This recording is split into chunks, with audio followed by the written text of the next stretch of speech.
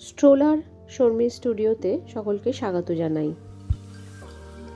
আগের পর্বের ভিডিওতে ছিল হাওড়া থেকে শতাব্দী এক্সপ্রেস ধরে শিলিগুড়িতে একটা রাত স্টে করা এবং তারপর সকালে শিটংয়ের দিকে যাত্রা করা, আর তারপর শিটং ঘুরে অহলদারা ভিউ পয়েন্ট ভিজিট করে ডুয়ার্সের দিকে যাত্রা করা।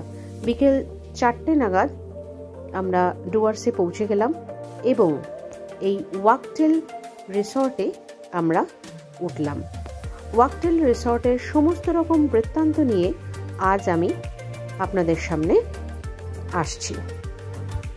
খুব ছিমছাম, পরিষ্কার পরিচ্ছন্ন, প্রকৃতির কোলে এই রিসর্টটি। মরিতে চাহি না আমি সুন্দর ভুবনে, মানবের মাঝে আমি বাঁচিবারে চাই। কবির এই কবিতাটি আজকে মনে পড়ে গেল। আসুন ঘুরে ঘুরে এখন এই পুরো রিসর্টটা একটু দেখাই। এই যে ইয়েলো কালারের কটেজটা, এখানে দুটো রুম আছে, ওইটাতেই আমরা ছিলাম, আমরা মহিলারা। আর এই যে যেখান দিয়ে এই আমার হাজবেন্ড যাচ্ছে, তো এর ভেতরে ওরা দুজন ছিল, মেশো আর আমার হাজবেন্ড। ঘরটা বেশ সুন্দর, পরিষ্কার পরিচ্ছন্ন এবং বড় একটা বেড আছে, 3 জন শোয়াই যায়। আর গিজার আছে, টয়লেটটাও বেশ পরিষ্কার পরিচ্ছন্ন, একটা বেসিন আছে, আর খুব পরিষ্কার এবং বেশ বড় সড়ই। আর একটা কাবার্ড আছে, একটা আলমারি আছে, একটা ড্রেসিং টেবিল, আর বেশ খোলামেলা এসি আছে, বাট এসি তো আমাদের লাগেনি। এবার চলুন আমাদের ঘরটা একটু, আমাদের কটেজটা একটুখানি দেখাই।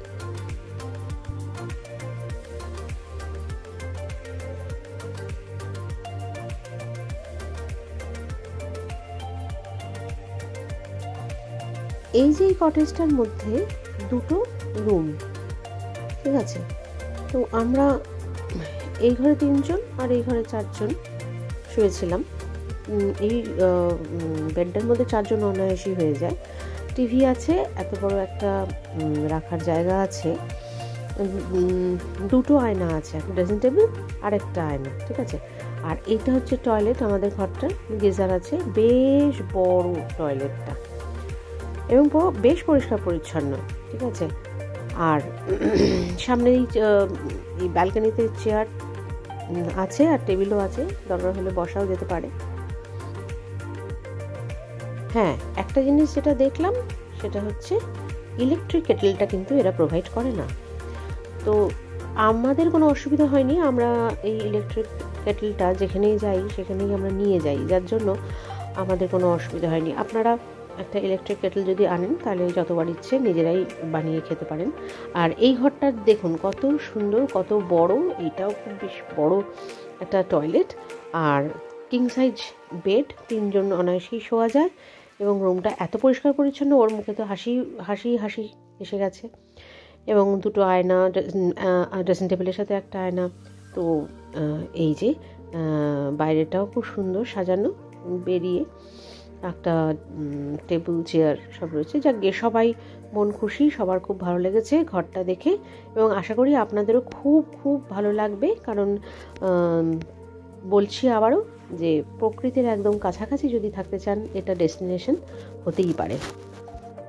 একটা কথা বলে দিই, আমি যখন কলকাতা থেকে আসছিলাম তখন আমি ভেবেছিলাম এই গাছপালার রয়েছে এই সব জায়গায় যদি মশা, মাছি বা কোনো রকম ইনসেক্টস থাকে, ইনসেক্টস বাইটস হলে কিন্তু খুব ভয়ানক পরিস্থিতি হয়। আর আজকাল তো কত কিছুই না হচ্ছে, তো ভীষণ ভয় ছিলাম, ভাবছিলাম যে নিয়ে আসবো কিনা। তো একটা মশাও ছিল না এবং কোনো রকম ইনসেক্টস একদম ছিল না, তো খুব ভালো লেগেছে সেই জন্য। আচ্ছা, এবার একটু ঘুরে ঘুরে দেখাই পুরো রিসর্টটা। এখানে এইসব গাছগুলো কিন্তু আপেলের গাছ আছে, মুসাম্বি গাছ আছে, রুদ্রাক্ষর গাছ আছে, প্রচুর রুদ্রাক্ষ আমরা নিয়ে এসেছি, ওনারা দিয়েছেন আমাদেরকে। এবং কিচেন গার্ডেনের মতনও আছে আর কি, অনেক সবজির গাছ। তারপর গোলমরিচ গাছ আছে,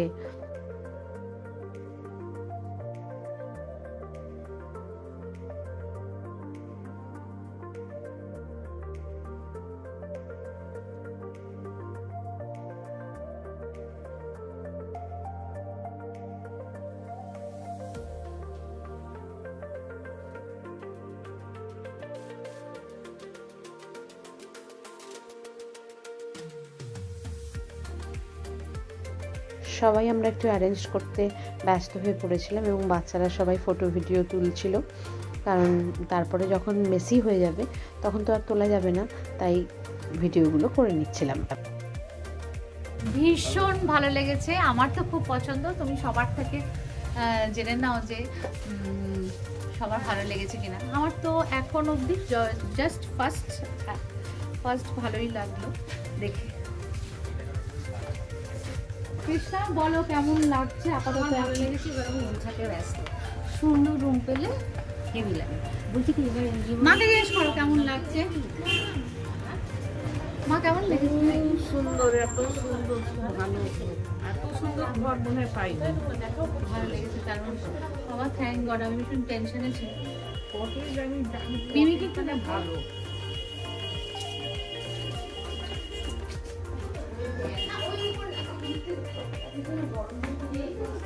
ঠিক আছে।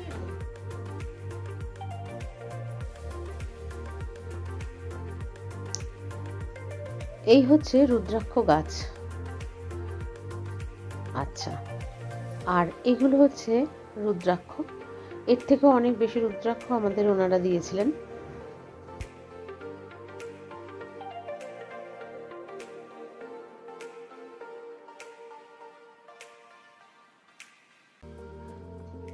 আসুন এবার দেখাই ওনাদের ডাইনিং স্পেসটা।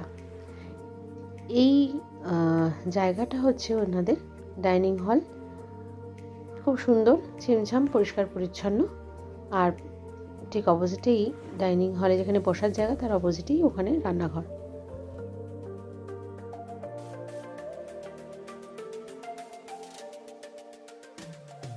সেই রাতে আমরা রুটি মাংস খেয়েছিলাম। মাংসটা সত্যি খুব টেস্টি ছিল, কোনো রকম বাড়িয়ে বলা নয়, খুব ইয়াম্মি ছিল এবং খুব ভালো লেগেছিল আমাদের, ঠিক বাড়ির মতনই আর কি।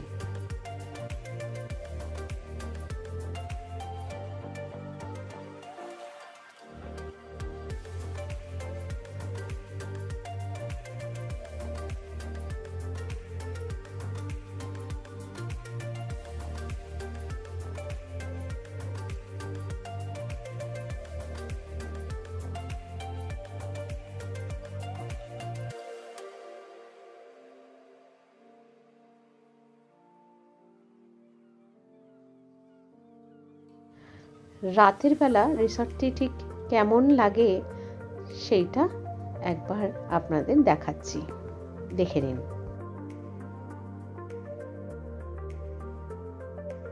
সেই সন্ধ্যাবেলাটা খুব সুন্দরভাবে রিসর্টটা ঘুরলাম, দেখলাম, আর নিজেদের মধ্যে গল্পগুজব করে কাটিয়ে দিলাম।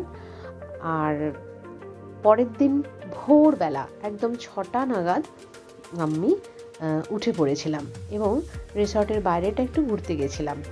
জানেন, এই রিসর্টের 2-3 কিলোমিটার এদিক ওদিক কোনো দিকেই কিন্তু কোনো বাড়ি ঘর নেই, একদম শূন্য। কি সুন্দর যে লাগছিল, একদিকে চাঁদ অস্ত যাচ্ছে এবং একদিকে সূর্য উদয় হচ্ছে। সে যে কি দৃশ্য, সেটা একেবারে আমি ভিডিও করতে ভুলিনি। এত সুন্দর জায়গাটা, মনের একেবারে মণিকোঠায় গেঁথে রাখার মতন। কি কেমন লাগলো রিসর্টটি? এবার আসুন এই রিসর্টের সমস্ত খুঁটিনাটি তথ্য, সমস্ত রুমের ডিটেলস এবং সমস্ত রুমের রেন্ট আমরা জেনে নেব দেবাশিস সাহু, যিনি এখানকার দেখভাল করেন, তার মুখে। নমস্কার, আজকে আমি রয়েছি ওয়াকটেল রিসর্টে। তো আমি যার সাথে এখন কথা বলবো তিনি হচ্ছে এখানকার ওনার আর কি। এখানে উনি থাকেন এবং উনি এখানে সমস্ত পুরো জায়গাটার দেখভাল করেন। ওনার নামটা একটু জিজ্ঞেস করে নেবো। আপনি একটু আপনার নামটা বলবেন। দেবাশিস সাহু। এখন আমরা যেটা কথা বলবো সেটা হচ্ছে, দাদা বলুন আপনার এখানে কটা রুম আছে আপনার ওয়াকটেল রিসর্টে? টোটাল 13খানা রুম, তার মধ্যে 8টা হচ্ছে ডাবল বেডরুম, 5টা 4 বেডরুম। আচ্ছা, 8টা ডাবল বেডরুম আর 5টা 4 বেডরুম। সব কটাই কি কটেজ? না, সব কটেজ না, 8টা কটেজ আছে, বাকি 5টা বিল্ডিং। বাস 5টা বিল্ডিং। বিল্ডিং। আচ্ছা, পুরো রিসর্টটা কিন্তু বিরাট বড় জায়গা জুড়ে এবং প্রচুর গাছ রয়েছে। আমি যেটা ভিজিট করেছি, মানে আমি এই 2 দিন ধরে ছিলাম, ওনাদের হসপিটালিটি মানে চিন্তা করা যায় না, এতটা ভালো এবং এতটাই অমায়িক ব্যবহার ওনাদের প্রত্যেকের, ওনাদের যারা স্টাফ আছে তারা প্রত্যেকেই এতটাই আমাদের হেল্প করেছেন। এবং এখানে প্রচুর গাছ আছে, আমি ভিডিওতে দিয়ে দেবো, দেখতে পারবে। আর অ্যাট দ্য লাস্ট আমি আসছি যে আপনাদের রুম রেন্ট আপনি কি একটু বলতে পারবেন? যে হ্যাঁ, সিজনে তো কম বেশি হয়, এটা কোনো কথা না, কিন্তু কেমন সিজন ছাড়া কেমন রেন্ট? নরমালি আমরা সিজন অফ সিজন সেম রেটই চলে। সেম রেটই চলে, বাহ, খুব ভালো কথা। ডাবল বেডরুম আমাদের হচ্ছে 1600 টাকা করে, আর 4 বেডরুম হচ্ছে 2400 টাকা করে, নন এসি। এসি হলে 2200 টাকা হচ্ছে ডাবল বেডরুম, 3000 টাকা 4 বেডরুম। তো পুরোটাই উনি বলে দিয়েছেন, কোনো ব্যাপার না। আর এখান থেকে কি আমাদের গাড়িটা এখান থেকে কি আপনারা প্রোভাইড করতে পারেন? মানে সব জায়গায় এখান থেকে আপনারা গাড়িটা দিয়ে দেন, তো কোনো ব্যাপার না। এনাদের সাথে আপনারা যোগাযোগ করলে গাড়িটাও ওনারা কিন্তু ঠিকঠাক করে রিজনেবল রেটে কিন্তু ওনারা দিয়ে দেন। আচ্ছা, এখানে খাওয়া দাওয়ার ব্যাপারটা সমস্তটাই আপনাদের? সমস্ত কিছু আমাদের এখানে আছে, ডাইনিং আছে, ইভেন ওখানটাতে আপনি আলাকার থেকেও খেতে পারেন, ইভেন আমাদের প্যাকেজেও খাওয়া হয়। প্যাকেজ মানে পার ডে আমাদের সিস্টেম হচ্ছে ফুড প্যাকেজ চলে, যেটা হচ্ছে পার ডে পার হেড 600 করে। সেটা breakfast, lunch, snacks, dinner. Breakfast, lunch, snacks, dinner per head কত করে? 600 টাকা করে। 600 টাকা, এই 4টে মিল 600 টাকা পার হেড পার ডে। তো খুবই রিজনেবল আমার মনে হয়। আর ঠিক আছে, খুব ভালো ব্যাপারটা। আর আমি এইখানে খাচ্ছি, আর আলাকাটাও নেওয়া যেতে পারে। আর আপনার ওখান থেকে ধরুন শিলিগুড়ি থেকে এখানকার ডিস্টেন্সটা কত? শিলিগুড়িতে আমাদের এখানে আছে 70 কিলোমিটার।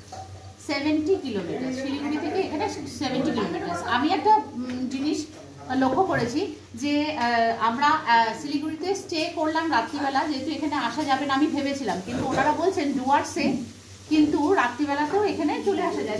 আমাদের এখানে সেরকম কোনো প্রবলেমই নেই। শিলিগুড়ি থেকে রাত্রিবেলা ধরুন আমি শতাব্দীতে এসেছি, শতাব্দী আমাকে নামিয়েছে রাত 11টার সময়, তো আমি কি করলাম, শিলিগুড়িতে স্টে করে গেলাম, তারপরে আমি এখানে আসলাম। আর ওনারা বলছেন যে 11টার সময় নিরাপদেই গাড়ি এখানে কিন্তু এখন ভীষণভাবে অ্যাভেলেবেল। এটা একটা বিশাল বড় মানে প্লাস পয়েন্ট, যে আমাকে শিলিগুড়িতে স্টে করতে হবে না নেক্সট টাইম যদি আমি আসবো। তো রাত্রিবেলা শতাব্দীতে এসেছিলাম, আমাকে ওখানে স্টে করতে হয়েছিল 1 নাইট। আমি নেক্সট টাইম যখন আসবো তো আমি ডাইরেক্ট এখানেই চলে আসবো, আমাকে শিলিগুড়িতে 1 নাইট স্টে করতে হবে না। এটা হচ্ছে সব থেকে ভালো। আরেকটা কথা জিজ্ঞেস করো, যে পেট ফ্রেন্ডলি কি? কেউ যদি কুকুর, বেড়াল বা নিজস্ব কোনো পেট নিয়ে আসে? আমরা একটু অ্যাভয়েড করি, ওটা একটু অ্যাভয়েড করি, কারণটা কিছু প্রবলেম দেখা দেয় ওটাতে। কি নেক্সট মানে ওদের লোমটমগুলো যে রুমের মধ্যে পড়ে যায়, সেটা আদার্স যেসব গেস্ট আছে তাদের প্রবলেম কি হয়, কারণ ওই ধরুন ব্ল্যাঙ্কেটের মধ্যে পড়ে যাচ্ছে, ওটা সহজেই ওখান থেকে বের হয় না, ব্ল্যাঙ্কেটের আঁশগুলো লেগেই থাকে। আচ্ছা, তো আর হচ্ছে আপনার যদি ফ্যামিলি নিয়ে সবাই আসছে, কিন্তু যদি কেউ ফ্যামিলি না নিয়ে আসে, বন্ধু বান্ধবদের নিয়ে আসে, কোনো অসুবিধা নেই। আর আধার কার্ড, এই কার্ড মানে যেসব Aadhaar card actually identity card must সবার। আচ্ছা, কি কি প্রুফ লাগবে? আইডেন্টি কার্ড হলে আইডেন্টির মধ্যে আপনার ভোটার কার্ড হতে পারে, আধার কার্ড হতে পারে, এই দুটোই আমরা বেশি প্রেফার করি। আচ্ছা, ঠিক আছে, তাহলে মোটামুটি আমরা বুঝতে পারলাম। আমাদের এখানে আরেকটা কথা বলছি, রাত্রেবেলা ট্রাইবেল ডান্স হয়, যদি কারো পরামর্শ থাকে ট্রাইবেল ডান্স হলে দেখবে ওনারা নিজস্ব, বা বারবিকিউ ট্রাইবেল ডান্স। হ্যাঁ, আরেকটা কথা, আমরা বারবিকিউ কিন্তু গতকাল করেছিলাম, সেইটা আমি ভিডিওতে অবশ্যই দিয়ে দেবো। বারবিকিউ কিন্তু এখান থেকে করা হয়েছে, এবং যদি মনে হয় যে সবাই মিলে আমরা করব, ট্রাইবেল ডান্স সবাই কন্ট্রিবিউট করে করা যায়, তাহলে এখানে কিন্তু সেই ব্যবস্থাও আছে।